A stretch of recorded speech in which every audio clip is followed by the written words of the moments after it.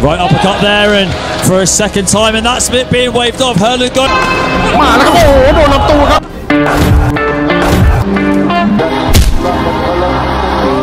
ขวาแน่นๆมาแล้วครับหมัดชุดครับโอ้โหคราวนี้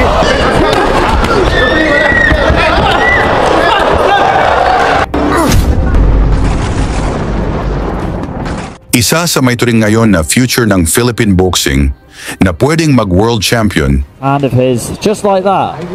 Oh, and that was super. Itong Pinoy na WBA Asian champion na nagmula sa Bacolod City na si Herland Gomez, 25 taong gulang na may 12 panalo at siyam dito ay tinapos niya sa knockouts na lumalaban sa bantamweight division. Big right uppercut from Herland. Down again, and Kung saan si Gomez ay nagmula sa 7 magkasunod na panalo, ang lahat ng ito ay brutal niyang pinabagsak. Kaya dahil sa kanyang performance, marami ang nakapagsabi na malakas pa ito kay Casimero. At ito ang tatalo sa monster ng Japan na si Naoya Inoue. Ngayon lang December 8, 2024 nagtungo ang kampo ni Gomez sa Thailand upang sagupain itong undefeated na naghahamon, ang pambato ng India na si Vikas Bhardwaj na may 4 na panalo, walang talo at 2 knockouts. Hindi rin ito pwede kumpiyansahan si Vikas dahil maliban sa wala itong talo, isa itong champion ng India. Upang lalo tayong maliwanagan kung gaano ba kalakas itong si Gomez na masabi nilang kinatatakutan ni Naoya Inoue. Balikan natin kung paano niya brutal na pinabagsak ng maaga ang kanyang mga kalaban.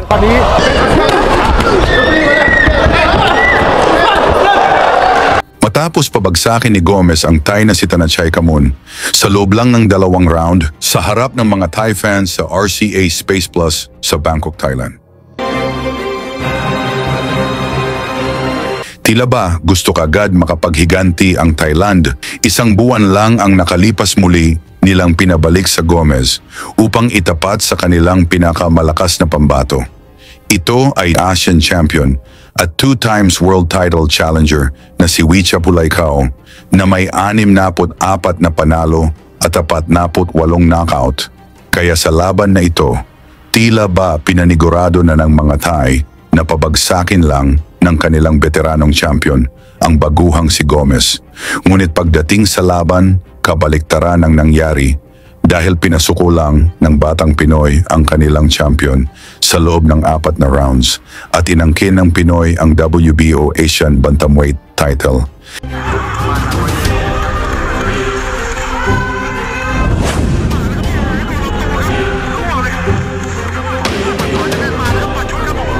Tila ba gusto pa rin bumawi ng Thailand? 1 buwan na naman ang nakalipas, muli nilang pinabalik si Gomez at itinapat na naman sa kanilang veteranong champion na si Pisano Chimsuntom na may 47 panalo at 32 knockout sa kanyang kartada.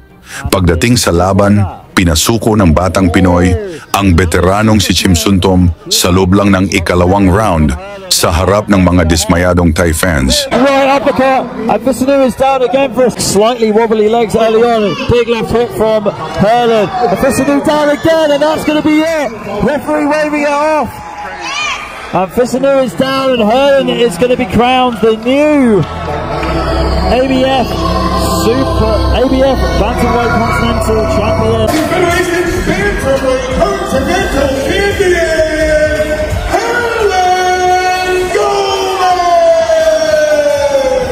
Dahil gusto pa ring makabawi ng Thailand, 2 buwan lang ang nakalipas, muling pinabalik ang kampo ni Gomez sa Thailand upang harapin itong isa pang matigas na Thai boxer na si Jakpan Samtung na hindi kinaya ang mga hagupit ng Batang Negros kung saan sumuko na ito sa loob lang ng 2 rounds.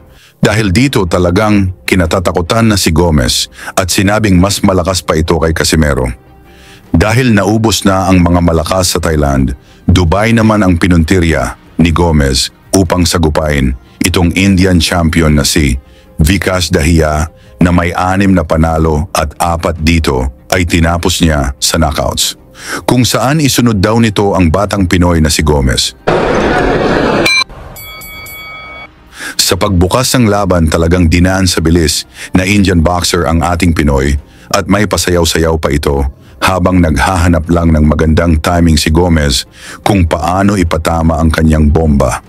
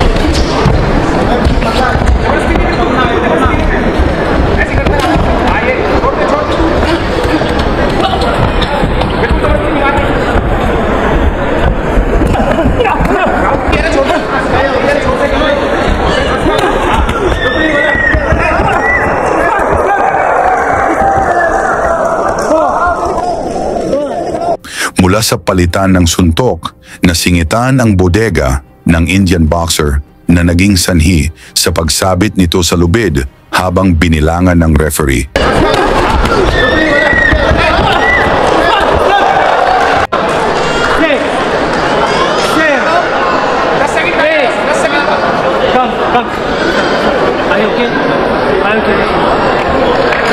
Dahil sa sobrang lakas ng naipatama ni Gomez, hindi na ito kinaya ng Indiano, kaya tinigil na ng referee ang laban. Nakuha ng batang Negros na si Gomez ang technical knockout na panalo sa loob lang ang 5 minuto na salpukan. Sa inyo namang palagay sa pinakita ni Gomez, may chance kaya itong mag-world champion? Pag-usapan na lang natin yan sa baba at suportahan na lang natin si Gomez sa kanyang laban kontra kay Vikas Bhardwan sa Thailand ngayong December 8, 2024. Lagi niyong sundan, huwag magpapahuli. Pag-usapan ay bakbakan, balita niya at laban. Mga Pinoy na di nagpapagapi. Salamat sa mga suporta na lagi nandyan.